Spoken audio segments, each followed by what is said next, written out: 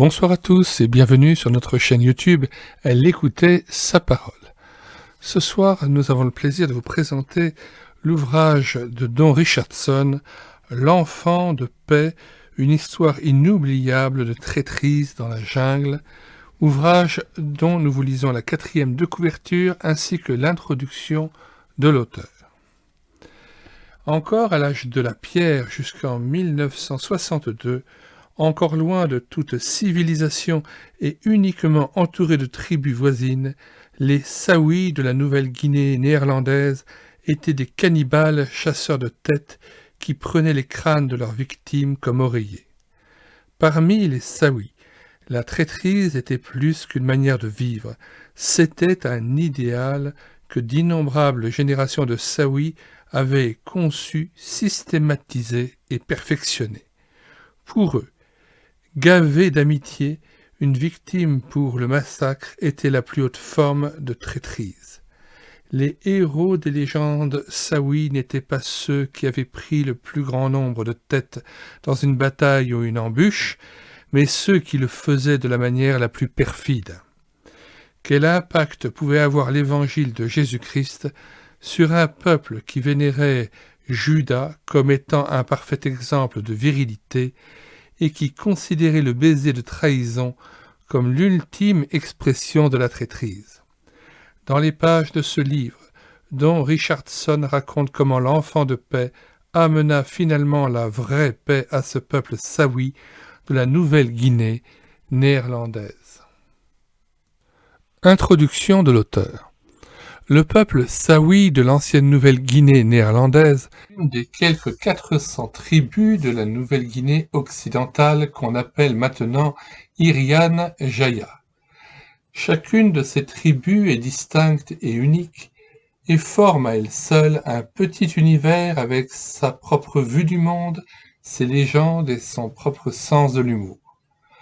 En 1962, Carole et moi sommes allés vivre parmi les Saouis. En étudiant leur langue et en évaluant leurs légendes et leurs coutumes, nous nous sommes rendus compte que nous allions vivre parmi un peuple qui considère la trahison comme un idéal. Dans de nombreuses légendes que les Saouis racontent à leurs enfants autour des feux de camp, les héros sont des hommes qui ont bâti des amitiés dans le seul but de trahir l'ami pour le tuer et le manger plus tard. L'expression saoui pour décrire cette pratique est « gavé d'amitié pour le massacre ». En reconnaissant que l'idéalisation de la trahison faisait partie de la conception de vie saoui, nous avons compris pourquoi nous ressentions un certain choc culturel à vivre parmi eux. Néanmoins, nous avions été envoyés par Dieu pour les gagner à lui, pour vaincre en quelques courtes années cette idéalisation de la trahison qui faisait partie de leur vie depuis des centaines d'années, sinon des millénaires. La clé que Dieu nous a donnée pour ouvrir les cœurs saouis est le principe de l'analogie rédemptive, c'est-à-dire l'application de vérités spirituelles aux coutumes locales. Le principe que nous avons discerné nous a montré que Dieu avait déjà pourvu à l'évangélisation de ce peuple au moyen d'analogies rédemptives dans leur propre culture. Ces analogies ont été notre introduction, l'entrée secrète par laquelle l'Évangile a pu pénétrer dans la culture saoui et commencer une révolution à la fois spirituelle et sociale de l'intérieur.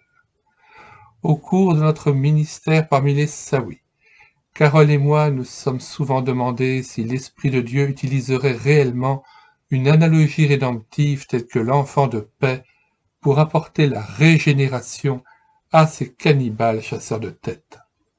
Il l'a fait. En cette époque où toute l'humanité devient de plus en plus rapidement interdépendante au sein d'une seule communauté globale, la communication interculturelle devient l'une des préoccupations majeures de l'homme.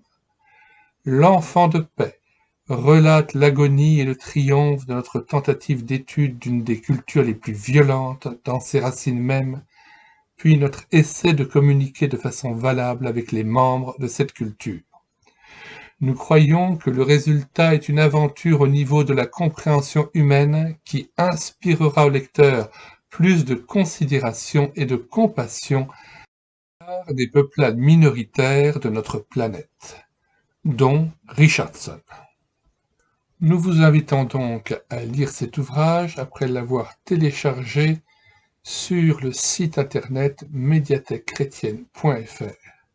Au revoir à tous et à bientôt.